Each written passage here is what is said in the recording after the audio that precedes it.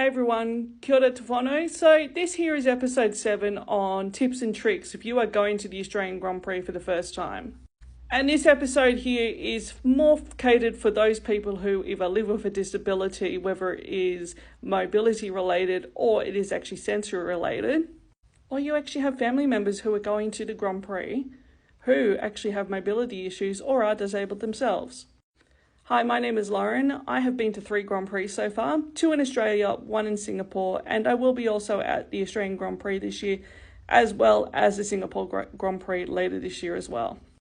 By no means am I an expert on actually going to a Grand Prix. However, these are some of the things that have really actually helped me as someone who's done a couple of Grand Prix before.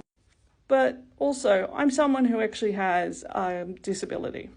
Mine's also physical, it's cognitive, and I also have a neurodevelopmental disorder. And the Australian Grand Prix is one of the most accessible events I've actually ever been to that actually caters so much for those people who are living with a disability.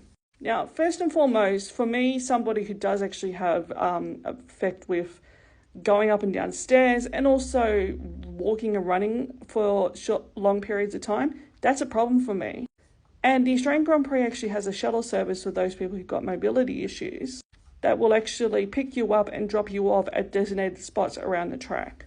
And for me personally, when I first used this service in 2022, it turned out to be an absolute lifesaver for me personally, because I was getting very anxious leading up into the Grand Prix weekend on whether I could actually do the stairs at the overpasses or not.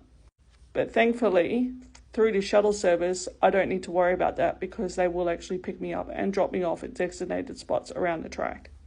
They also have wheelchairs for hire there as well if you guys need to actually have a wheelchair there. And that's something I actually needed on day 2 of last year's Grand Prix because I kind of felt I was a little bit cocky about not needing one. And yeah, by the middle of day 2, I definitely actually needed one. But the other thing also that's there is a lot of accessible points for those people who actually have mobility aids such as wheelchairs or scooters, for example. So the Melbourne Walk is actually a great example of this. However, there's a bit of a problem with the Melbourne Walk that I found from previous experiences. A lot of people who are able-bodied abuse that section, and they'll go and actually push and shove people out of the way who actually need that section just so they can go and get themselves a selfie. And that's actually really problematic because people can get hurt from that. So if you are somebody who probably is not prepared to be pushed and shoved, Melbourne Walk may not be for you. I know that they too try to actually police this in a really good way, but the problem is that not all disabilities are visible. And on top of that also, when people do have a she'll be right attitude, they don't realise the impact that they could actually have on someone else. But the other things also that are actually around the track are things like reliever areas for those people who've got service animals, for example.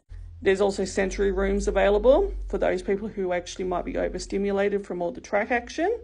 And for those people who need extra assistance on actually going to the bathroom, they've even actually got hoists and change tables for adults at designated places around the track as well.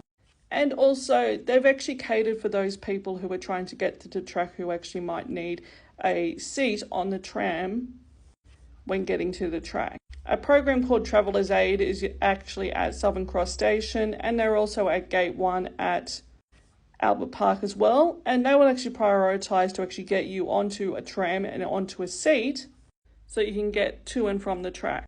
I also just learned that these are actually at Gate 9 and 10 as well, at Albert Park as well as Flinders Street Station as well.